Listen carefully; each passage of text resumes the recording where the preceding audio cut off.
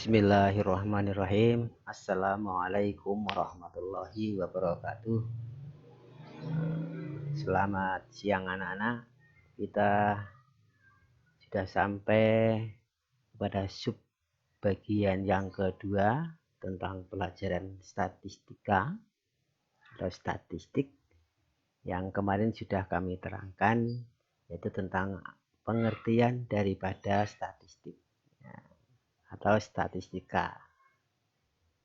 Kemudian pada pertemuan kali ini akan saya sampaikan tentang penyajian datanya.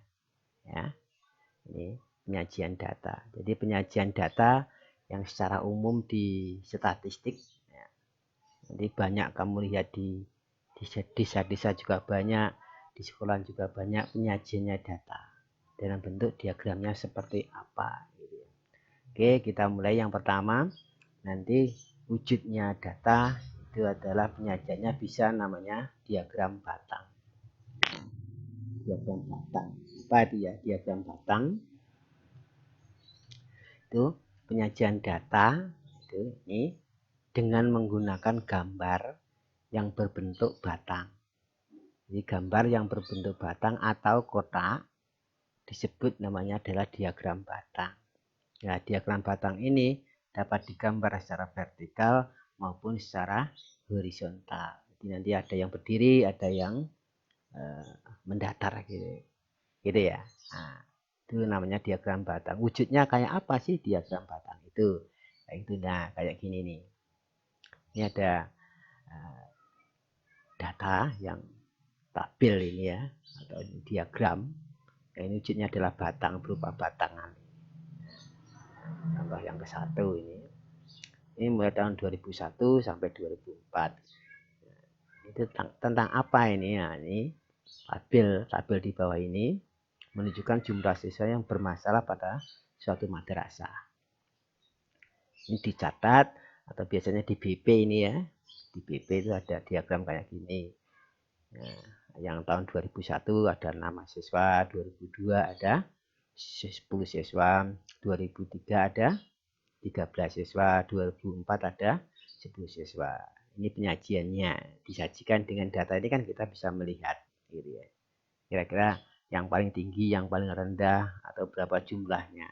Nah, biasa dalam pertanyaan, dalam mungkin ujian akhir madrasah, atau mungkin dari UTBK yang sering muncul, nah, ini tentukan jumlah siswa yang bermasalah dari tahun 2001 sampai dengan 2004. Ya sudah, yang tahun 2001 sampai 2004 itu dijumlah. Ya, dijumlah. Yaitu ini dijawab. Jumlah siswa yang bermasalah pada tahun 2001 sampai dengan 2004. Ya, sudah ini. 2001 ada 6, 2002 ada 10, 2003 ada 13, 2004 ada 10. Sehingga jumlah totalnya yang bermasalah itu adalah berapa? Ini ada berapa? 39 siswa. Nah, gini ya. Dan mungkin bisa berkembang. Berapa jumlah siswa yang bermasalah sebelum tahun 2004? Ya, ini 2001 dijumlah, yang tahun 2002 itu berapa dijumlah dengan 2003. Jadi tiga-tiganya dijumlah. Di 6, 10 dengan 13. Jadi ada 29 itu dijumlah. Gitu ya. Dan banyak sekali variasi daripada soal. Yang penting sampai bisa melihat data ini. Oke, kita lanjut. Contoh yang kedua. Di sini diagram batang berikut ini menggambarkan kondisi lulusan dari 1 MA dari tahun 1992 sampai dengan tahun 1996. Wah, ini sampai belum lahir ini ya. Banyak lulusan yang tidak, ini pertanyaan. Banyak lulusan yang tidak menganggur selama 92 sampai 96. Hati-hati ya. Di sini tidak saya garis bawahi agar nanti menjadi penekanan. Datanya kayak apa? Nah, ini diagram batangnya kayak gini nih. Ini yang kuning ya. Pandai-pandai membaca ini ya. Yang kuning ini yang ini. Nah, ini yang bekerja. Terus ini yang oranye ini adalah yang melanjutkan belajar. Kemudian yang merah ini adalah yang menganggur. Ya, pertanyaannya pun juga variasi. Mungkin pertanyaannya siswa yang melanjutkan dari 92 sampai 96. Atau mungkin yang bekerja 92 sampai 96. Atau yang menganggur tahun 92 sampai 96. Dan banyak sekali. Atau mungkin di sini pertanyaannya banyak lulusan yang tidak menganggur.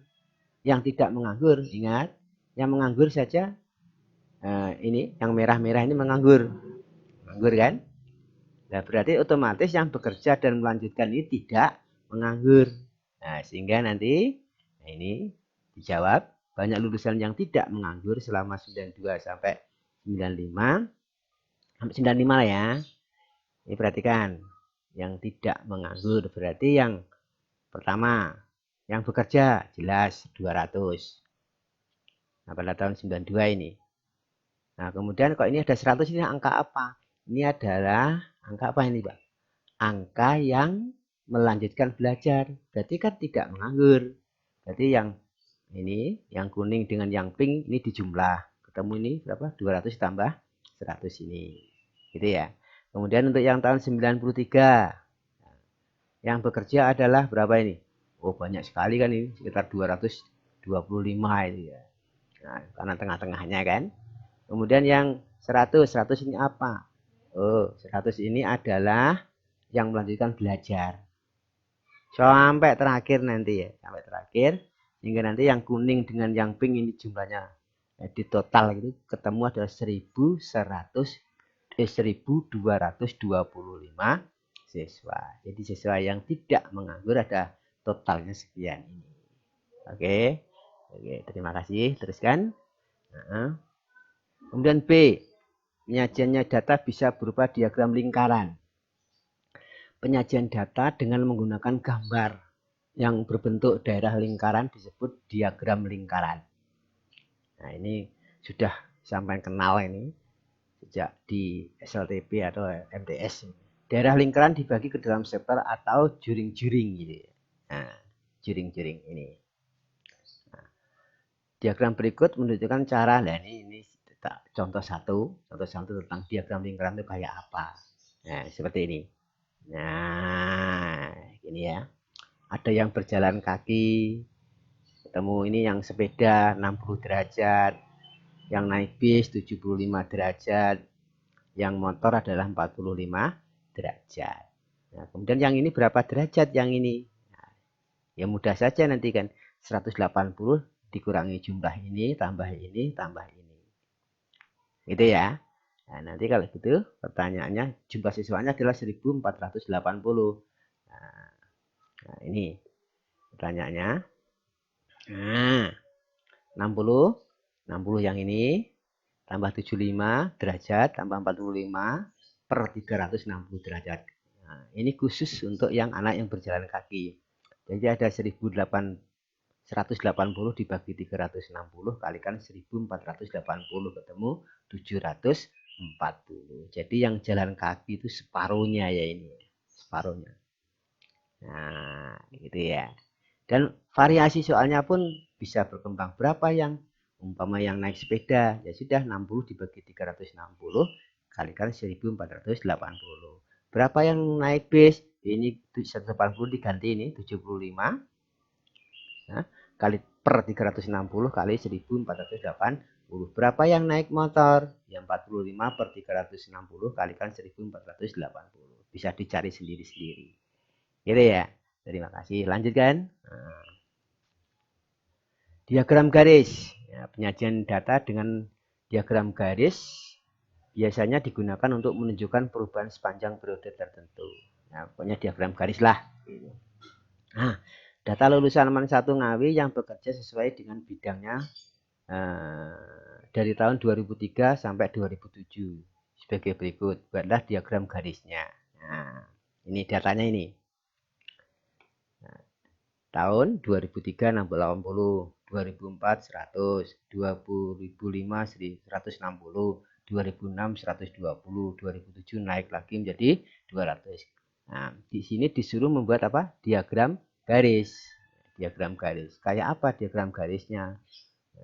Nah, ya sudah, seperti ini. Nah, ini adalah jumlah siswa, jumlah yang bekerja yang ke bawah ini ya, yang bekerja. Kemudian yang tahunnya yang ke sini, tahun 2003 berapa? 80. Nah, ini. Kemudian tahun 2004 berapa? 100 ya gini. Sehingga kalau ini dihubungkan dengan tahun 2005 berapa ini ketemu? 160. 2006 120. 2007 jadi 200 ini. Nah, sehingga ini kalau dihubungkan inilah namanya diagram garis. Gitu ya. Diwujudkan dalam garis. Gitu ya. Oke. Lanjut. Nah, yang D, histogram dan poligon frekuensi. Histogram dan poligon frekuensi. Histogram merupakan penyajian data bila data dikelompokkan dalam tabel distribusi frekuensi. Nah, terus, nah biasanya ini, maaf ini nanti kita akan pelajari lebih lanjut ya yang ini di data yang kelompok. Nah, biasanya memang di data kelompok ini. Nah, namun karena ini ada penyajian data, maka perlu kita ungkap sebentar sedikit tentang nanti gimana cara membuat tabel distribusi frekuensi data yang berkelompok. Nanti akan kita bahas tuntas di bagian belakang nanti ya. Ada beberapa hal yang dilakukan untuk membuat tabel distribusi frekuensi, yaitu nanti kita mencari jangkauan. Jangkauan itu apa toh? Jangkauan itu adalah datum maksimum dikurangi datum minimum. Datum itu adalah data ya, data yang paling gede dikurangi data yang paling cilik, itu nanti disingkat J. Kemudian yang kedua, menentukan banyak kelas interval atau K. Yang ini rumusnya ini ya, rumusnya ini. K sama dengan 1 plus 3,3 kali log N. Ini sudah apa? Ketentuan rumusnya. Nanti kita lihat tabel nanti. Tapi nanti saja ini diberitahu. Dengan N adalah jumlah data dan K sama dengan bilangan bulat. Bulat nanti log N. N-nya log datanya berapa gitu. Dicari di tabel.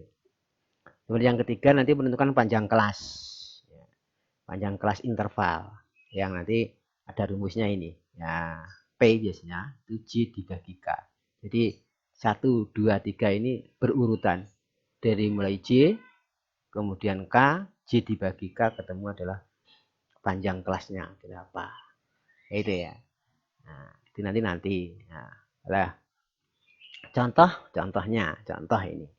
Contoh seperti apa toh poligon, seperti apa toh namanya, apa tuh namanya? Histogramnya. Nah, kayak gini. Nah, nanti kalau setelah ini jadi ada data sebaran gitu, dijadikan kelompok kayak gini. Nilai di sini adalah nilai matematika 38 sampai 45 ada 2 orang. Ini 2 ini frekuensi itu orangnya. 46 sampai 53 8 orang. 54 sampai 61 8 orang. 62 sampai 69 7 orang. 70 sampai 77 5 orang. 78 sampai 85 7 orang. 86 sampai 93 3 orang. Nah, yang ini apa sih ini? Ini tengah-tengah. Tengah-tengah ini. Nah, tengah-tengahnya 38 sampai 45. Tengah-tengahnya berapa? Berarti ini ditambah ini dibagi 2. Nah, jadi berapa nih? 41,5. 49,5 sampai ke bawah. Nah, oke, ini namanya tabelnya ya, ini tabelnya. Dan nanti tabel ini mau kita buat ke histogram maupun poligon. Jadi urutannya ada data, nanti dibuat tabel distribusi frekuensi kayak gini nanti. Kemudian ini nanti akan digambarkan dalam bentuk histogram maupun poligon. Nah, gambarnya kayak apa? Di bawah ini. Nah ini. Oke. Nah, tapi sebelum ke sana ya nggak apa-apa, ini perlu tahu saja yang ini ya. Perlu tahu saja. Nanti akan kita jelaskan lebih lanjut. Apa sih batas bawah kelas itu? Yang paling rendah itu kan 36, terus paling per kelasnya ya ini 38, 46, 54, 62, 70, 78, dan kemudian 86. Nah, itu kalau kamu pengen tahu yang batas kelas bawah itu yang mana. Nah, ya, bentar. Yang ini 38, 36, 54, 62, 70, 78, 86. Yang ini atasnya, ya, yang ini batas atasnya ini 45, 53, 61, 69, 77, 85, 93. Nah, gitu ya. Ini yang tadi keterangan yang tadi. Nah, kemudian nilai tengah. Nah, yang ini nilai tengah. Kelas I itu tadi saya ngomong tadi.